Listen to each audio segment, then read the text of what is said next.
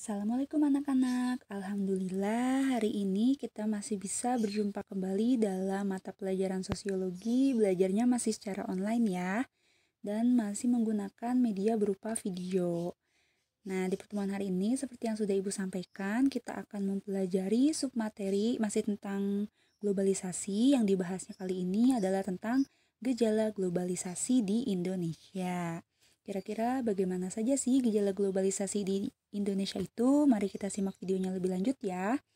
Jangan lupa kalian siapkan buku catatan dan alat tulisnya lalu catat poin-poin pentingnya ya. Pada saat ini, masyarakat Indonesia juga telah merasakan globalisasi. Alat-alat modern telah banyak digunakan di Indonesia. Misalnya, informasi dari negara lain dapat kita peroleh dengan cepat dan mudah.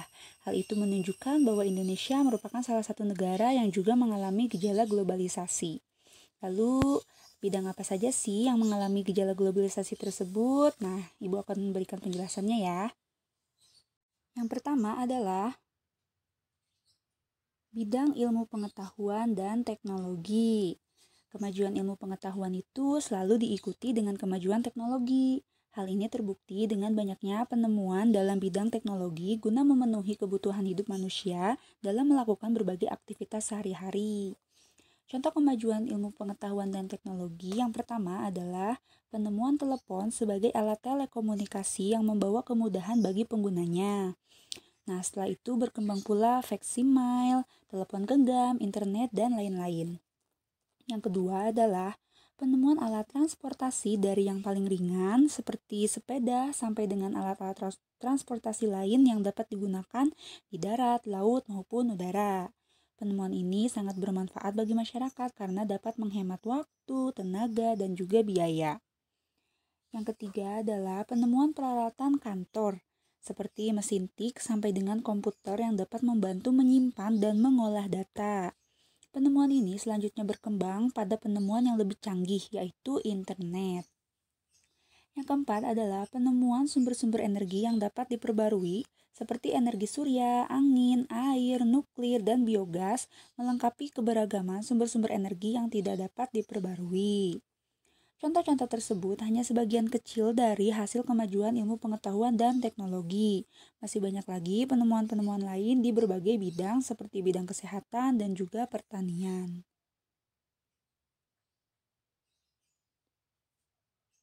Gejala globalisasi yang kedua adalah di bidang ekonomi.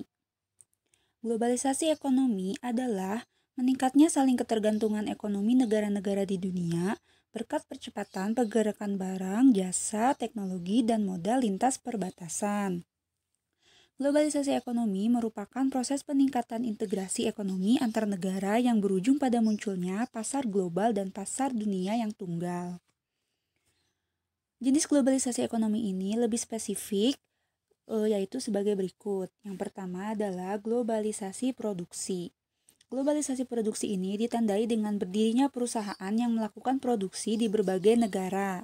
Tujuannya adalah untuk menekan harga produksi. Dunia dalam hal ini menjadi lokasi manufaktur global. Yang kedua adalah globalisasi pembiayaan. Perusahaan multinasional lebih mudah memperoleh pinjaman atau melakukan investasi di negara-negara dunia. Yang ketiga adalah globalisasi tenaga kerja. Kehadiran tenaga kerja asing merupakan gejala terjadinya globalisasi tenaga kerja. Dalam hal ini, perusahaan multinasional akan memanfaatkan tenaga kerja sesuai dengan kebutuhan. Jika yang dibutuhkan staf profesional akan diambil tenaga asing. Adapun untuk tenaga kasar akan diambil dari negara berkembang.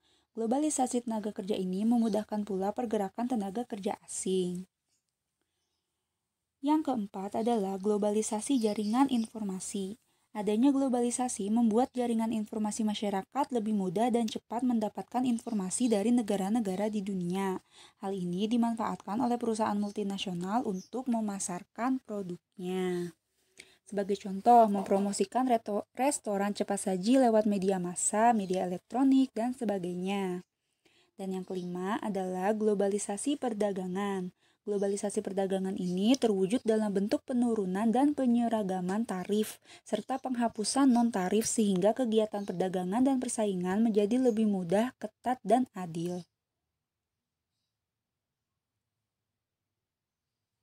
Gejala globalisasi di Indonesia yang ketiga yaitu dalam bidang politik. Nah, keberhasilan pembangunan di bidang politik semakin memantapkan tatanan kehidupan politik dan kenegaraan yang berdasarkan demokrasi Pancasila, memantapkan perkembangan organisasi sosial politik dan kemasyarakatan, juga mendorong peningkatan kesadaran politik rakyat. Namun, pendidikan politik pun harus lebih ditingkatkan agar rakyat semakin sadar akan hak dan kewajibannya sebagai warga negara dan juga semakin sadar bagaimana kita menjalin hubungan dengan negara-negara luar untuk memelihara perdamaian dunia. Pada masa reformasi, Indonesia berupaya untuk melaksanakan demokrasi yang sesungguhnya. Munculnya berbagai partai politik dengan ideologinya masing-masing merupakan ciri tumbuhnya demokrasi di Indonesia. Dengan terciptanya masyarakat yang demokratis, akan tercipta pula dan integrasi nasional. Asalkan yang diperjuangkan oleh partai politik bukan untuk kelompoknya, melainkan untuk seluruh masyarakat Indonesia tanpa pandang bulu. Nah, dengan teknologi informasi lewat berbagai media komunikasi, kita dapat belajar dan mengambil hal-hal yang baik dari negara-negara asing untuk dapat menyempurnakan demokrasi yang sedang kita bangun ini. Gejala globalisasi di Indonesia yang keempat yaitu dalam bidang budaya. Nah, globalisasi budaya ini telah meningkatkan kontak lintas budaya. Peningkatan interaksi kultural ini melalui perkembangan media massa, terutama televisi, film, musik, dan transmisi berita internasional. Perkembangan teknologi di bidang informasi dan komunikasi dapat mengubah pola pikir masyarakat menjadi lebih modern dan dinamis. Perkembangan ini dapat menambah cakrawala baru, kreativitas, dan keterbukaan dalam menerima unsur-unsur budaya dari luar. Sebagai contoh, di bidang musik, lagu-lagu asing dengan mudahnya masuk dan diterima oleh masyarakat Indonesia. Berbagai model busana pun membanjiri pasar Indonesia. Hal ini menunjukkan arus globalisasi sedang menerpa masyarakat Indonesia. Globalisasi budaya ini tidak hanya melalui interaksi media massa, melalui iklan-iklan, menampilkan beragam kekayaan budayanya, perkembangan mode pakaian, makanan, dan musik, tetapi juga bisa melalui kunjungan turis-turis asing yang masuk ke suatu negara. Bisa juga melalui pertukaran kebudayaan antar negara, bisa juga melalui migrasi penduduk ke suatu negara, serta ajang-ajang perlombaan yang berskala internasional. Nah, semakin sering kontak dengan budaya lain, secara tidak langsung nilai-nilai budaya negara lain akan semakin tersebar. Dalam menghadapi globalisasi budaya, tentunya masyarakat Indonesia harus memiliki ketahanan budaya yang kuat.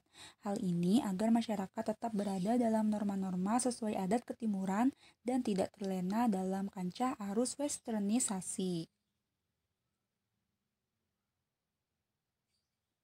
Gejala globalisasi di Indonesia yang terakhir yaitu dalam bidang agama. Nah, globalisasi di bidang agama lebih terfokus pada aplikasi ajaran agama dalam konteks kekinian tanpa melanggar atau menabrak akidah-akidah agama.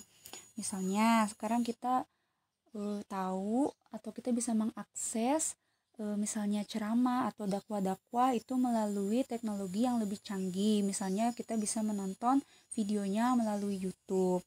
Kita juga misalnya bisa memberikan santunan, sodako, donasi, infak, wakaf. Nah, itu melalui ATM-ATM yang disediakan oleh lembaga di bidang agama. Nah, itu merupakan contoh dari globalisasi di bidang agama. Nah, globalisasi juga memicu penganut agama untuk memahami dan menghargai penganut agama lain dalam konteks toleransi, sehingga tercermin kebudayaan yang harmonis dalam masyarakat multikultural. Misalnya, dalam TV di Indonesia, kalau mau maghrib itu kan ada adzan maghrib yang ditayangkan. Nah, itu bisa memunculkan toleransi antar umat beragama, atau bisa juga ketika hari Minggu di televisi-televisi itu menyiarkan kegiatan keagamaan dari agama Kristen misalnya. Nah, itu juga memunculkan rasa toleransi antar umat beragama. Nah, globalisasi di bidang agama juga merupakan imbas dari globalisasi yang menyangkut sarana dan prasarana keagamaan. Arus komunikasi dan informasi antar umat beragama yang sama maupun antar umat beragama yang berbeda kian luas dan terbuka. Hal ini berdampak pada berkurangnya rasa saling curiga di antara mereka. Keadaan ini dapat menghambat konflik dan percepatan kehidupan yang aman dan nyaman.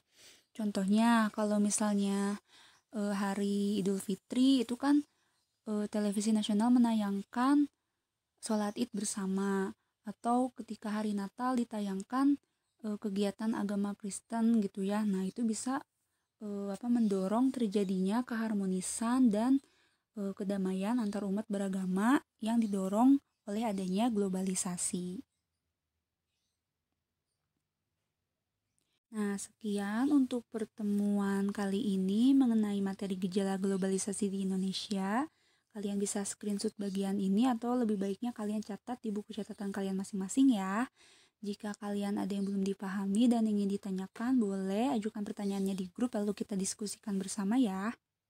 Nah, sekian untuk materi hari ini. Jangan lupa dibaca-baca lagi ya. Sampai jumpa minggu depan. Wassalamualaikum warahmatullahi wabarakatuh.